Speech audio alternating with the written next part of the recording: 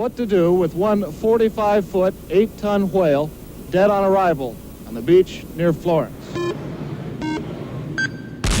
Whoa! You got it right. A huge whale just blew up. And this isn't even the most interesting thing we found. So today you'll learn which animals can explode, why several cows once blew up an entire building. Let's go.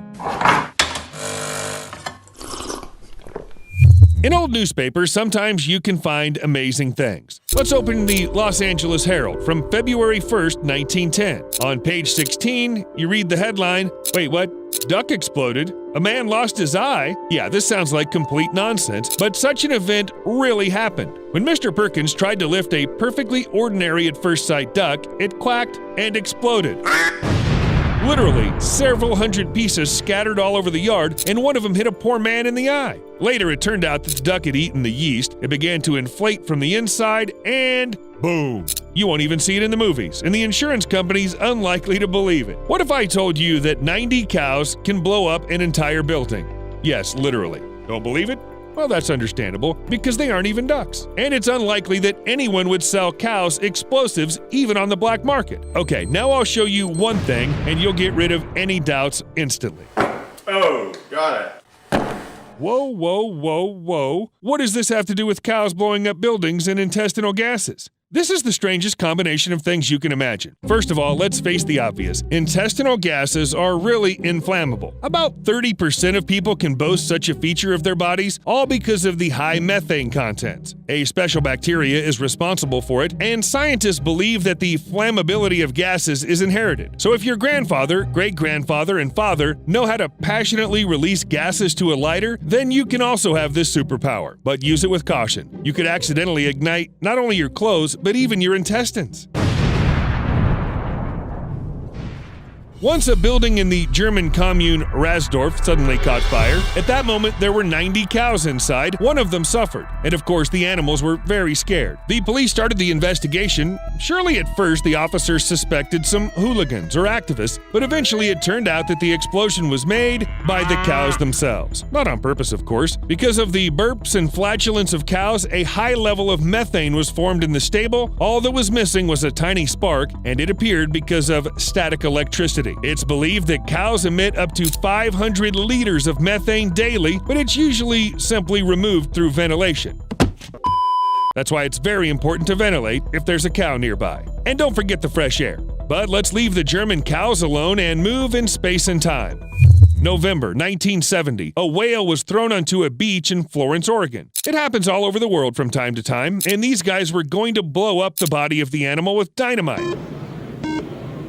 Wait. Why blow up a whale at all? Sometimes whales end up on the beach and unsuspecting people gather around, then this happens. No, not because the animal has decided to get back at people. When a whale dies in the wild, it falls to the bottom of the ocean, where it's eventually eaten by sharks, fish, and various microorganisms. This process of feeding and decomposition can last up to 30 years and can be as environmentally significant as the whale's life cycle. But when a whale is thrown ashore, its death looks much less heroic. The gas accumulates inside the animal as long as its stomach contents decompose, but because of the thick layer of subcutaneous fat and dense skin, the gas remains inside, gradually inflating the whale's remains. Add high temperature because the coast is definitely warmer than the depths of the ocean, and the result will be quite natural.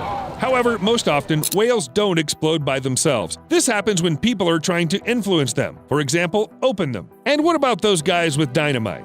At the time, these beaches were under the jurisdiction of the Oregon Department of Transportation, so they decided to deal with the dead whale the same way they dealt with the big boulder. Just blow it to hell and clear some space. Well, I'm confident that it'll work. The only thing is we're not sure just exactly how much explosives it'll take to disintegrate this thing, so the scavengers, seagulls, and crabs and whatnot can clean it up. Department staff assumed that the dynamite would divide the carcass into small pieces that could be easily cleaned up afterwards. Well, they were right about something. The whale really did split up into pieces. 450 kilograms of dynamite was used to solve the problem, although some people claimed it was too much. 4 kilograms of dynamite would have been enough, but the explosion was made anyway. As a result, many huge pieces of whale were scattered on the ground near buildings and parking lots. Individual chunks of the whale blasted a distance of 250 meters. One of the pieces even landed on a car and damaged it. It was real rain from what was once an animal, and it looked very spectacular and absolutely meaningless. It took a lot of time and effort to remove the consequences of the explosion. It's no wonder that they normally bury dead whales. By the way, today there are even jokes about whale explosions.